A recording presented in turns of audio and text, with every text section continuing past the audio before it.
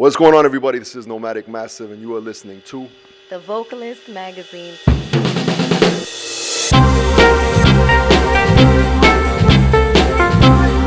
Welcome to Vocalist Magazine TV, intimate and interactive with no other than Nomadic Massive. Introductions, please. Lupienza, MC and beatmaker, Nomadic Massive. Miriam Sassy, vocalist, Nomadic Massive. And the other members who are here in spirit. Here in spirit, we got Wally, Vox Sambu, Rugged MC, Butter Beats, Ali Sepu, and Tally Tally, aka I Am Black Girl. I believe I made everybody in the rounds. I always forget somebody. Now, this is your 11th year together as a band. Did you ever believe that you guys would make it to 11 years? No, not really. I don't think you ever set out like that. You know, the project was between friends as a trip to the country of Cuba at a festival that we were invited to. And when we came back, we did a show to celebrate that, and people started reacting positively. So we thought, you know what, let's do another show, And next thing you know, the band grew, and we've been around now for 11 years. We've been able to do this music, yeah. And what does Nomadic Massive stand for today? Well, I mean, I would say it stands for openness. You know what I mean? Openness to the world. I mean, for some people, that's just second nature. For a lot of people, they're still closed up in, you know, little communities, little categories and stuff like that. But we're really all about like exploring, learning about each other. You know, getting to understand this whole planet that we live on, and being respectful of everybody, or where everybody's coming from as well. You know, and I mean, hip hop culture. You know, we live hip hop culture. That's really a different thing from just rapping, maybe. You know, now you could definitely be rapping and not necessarily tie yourself to hip hop culture, but we come from that school, if you will. And when we travel, we often travel to places where we meet people that feel the same way about hip hop culture and live it every day.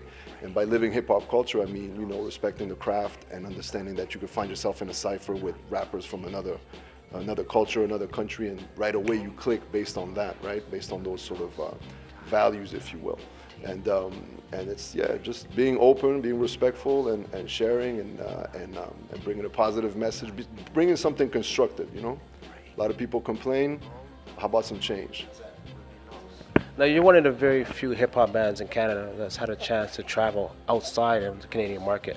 Talk to us about your travels and, you know, what it's done for the band.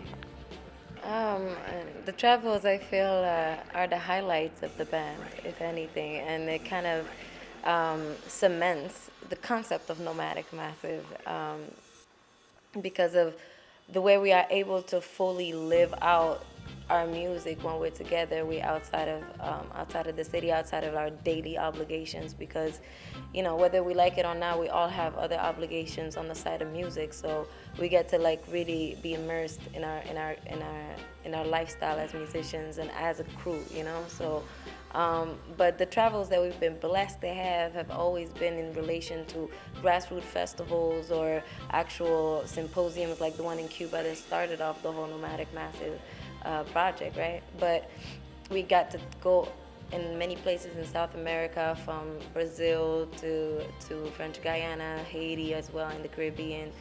We've been able to kind of do many states in the United States, and from the north to the south and middle America. And I mean, really like touching on the different, you know, like East Coast, West Coast, like legendary spots as well. So, but besides that, right now we're looking into Europe. So we went to France already, and next on our list is Germany. We're going to do a festival there as well.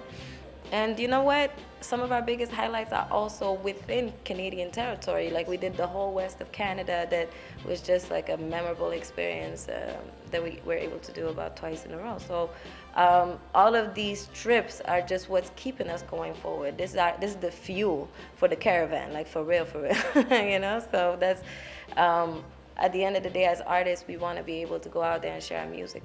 So if we can do it locally, it's a beautiful thing, but no matter how you look at it, you're gonna saturate at some point. You can't keep playing the same spot. So we thrive when we get to share in different places and meet new crowds, you know. So. And it was very interesting that you guys did this the independent route. You know, you weren't relying on a label. For the artists who are watching, who are independent artists, what advice would you give to them in terms of being independent artists today, in terms of being successful? Talk to us a little about your success being an independent artist. Right. Well, I mean, I guess a lot of it has to do with wanting to make things happen right away. So when you're waiting for labels, I mean, everything's changed also compared to 10 years ago. Depends what route you're trying to go. If you're trying to go a major label route, that's a whole different story. But even if you're trying to have at least an independent label or a smaller label that's related to a larger label help you out.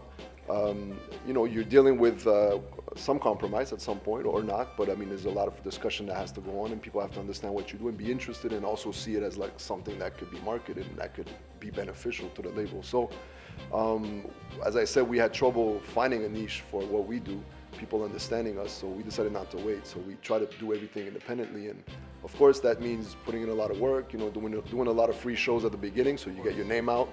Eventually you start to bring some money in, but you got to reinvest that money so you can make your next record. Then you make money off of that record, break off a little, keep it, invest again, right? So it's a whole game. At the same time, it's really a lot of work, and I'm not saying stay independent forever. That's the only route. There's a lot of labels that are great, that could help you, that could organize a lot of stuff so you could really focus on the music, which is definitely something that we're not against, especially at this point, right? But I mean, the great thing about being independent, you learn a lot. The more you learn, the more you know. The more you know, the more you can defend yourself when it comes to shady deals, because the music industry, unfortunately, is not. It's shady, right? I didn't say it. We said it. Yeah, that's right. So, it's just like anything, man. The more independent you are in anything you do, the more you gain and the more you're able to function better with other people as well, Yeah. Ideally, if you can have a team, it definitely helps in learning how to delegate, because some have either the syndrome of do it all by yourself, and others have the syndrome of depending on others. So it's all about finding, if you're in a group or in your crew, it's about figuring out who are those that are taking initiative, and then it's a lot of ego work, ego management as well. But I think the other thing is that not to romanticize too much being independent. Like it's hard life, it's struggle, and you have to be ready to be broke many times over, and then you can see a silver lining and it'd be good for a little while. But it's about maintaining that, I guess, keeping that hunger alive. And as long as you're hungry, you're gonna keep pushing and making things happen, just like he said. But it's not always, roses. So. So you guys have a new album coming out, The Big Bang Theory, right? Okay, so talk to us about why that title and what can we expect from this album? Okay. Well, Big Bang Theory is obviously a play on word on the Big Bang Theory, which is a theory of the beginning of creation of the world. We play with big band. Obviously, we're a big band. But it's also because we're very much into the history of hip-hop, the root of the music. We feel like that's getting lost a little bit, unfortunately. A lot of people, like I said, love rap music, rap themselves, but they don't know about the culture that started it, without which they wouldn't be there, or they wouldn't have this opportunity to do it, right? So we bring that back to the origin of everything. And even hip-hop culture as itself is not something that came out of nowhere. It came out of a long line of history as well in the States and America. So you got to learn that history to understand exactly what you're doing. It's probably going to inspire you to do it in a more effective way as well, So that's really what it is, like the Big Band Theory, because we're so many, and again, how do you work out such a big crew? But at the same time, it's like we have another track called Superfam. So Superfam is like Nomadic Massive at large across the world, because every time we meet people, we're like a big family, like for real. We meet people, we exchange, and then we stay in touch. So it's this idea of large crew, but also that respect for the origins and all the struggle that came before us. So musically, what can we expect from the album? Interestingly enough, I think that title also applies a little bit for the styles of tracks that we're putting together, which has a lot of the new school and the old school flavor into it. So I think I don't want to give out too much, but it's like it's a lot of head bopping, it's a lot of intricate and interesting hip shaking rhythms, a lot of heavy hitting bars, and but I think this one has a lot more soul. Like we're just kind of like coming together within our sound that I find reflects a little bit more the cohesiveness of what Nomadic Massive is. So taking a little bit of what you get on stage from that crazy energy, that celebratory kind of effect, to the hip hop head with his headphones really bopping and bumping the lyrics and how the tunes are really like, how to say, like put together, you know what I mean? So I think it's it's coming together eclectically awesome. Take us back to your childhood. How did music become such a major part of your life? Well, for me personally, music has always been at the house. My parents were big music fans.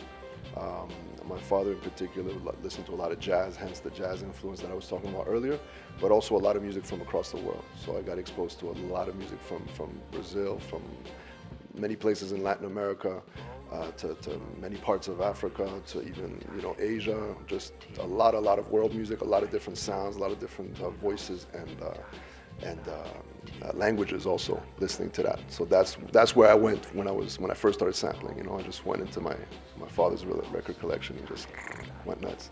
And yourself? Music, it was, I guess, growing up in Algeria, it was an interesting thing for me at that time because we have like this very musical kind of culture, if you may. But what influenced me really was R&B music because we used to hack channels from like France and see all the top 40 hits that were mainly like American tracks, So I used to be a huge fan of like Whitney and Mariah Carey. That's how I got introduced to hip hop, is through tracks with Mariah and like Method Man and stuff like that. So, but essentially, the '90s era was a huge influence in my childhood because we all kind of emulating what was happening on the other side. Yeah, exactly. That was the big influence. What challenges do you face as a vocalist today? One of them is, especially when we do big stages, we put a lot of energy into the show and we feed off each other and basically we're drenched after the show. So it's a real workout.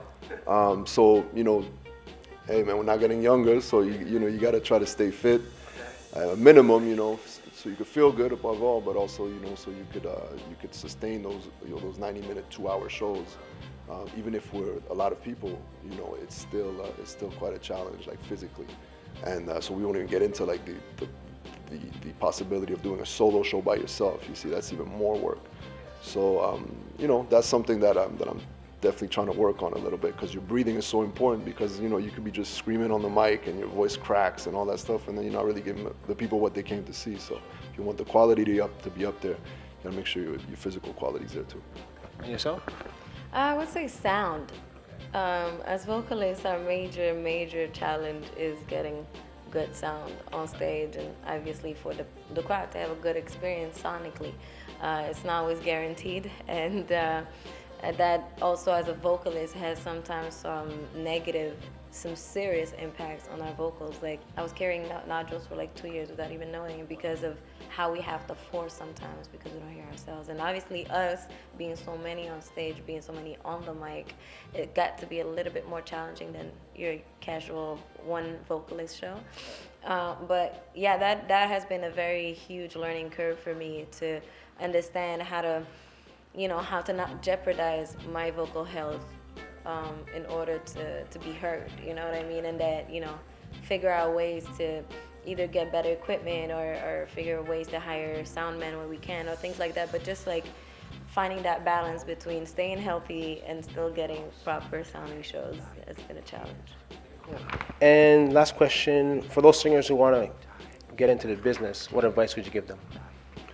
Well, I would say more importantly, find your voice.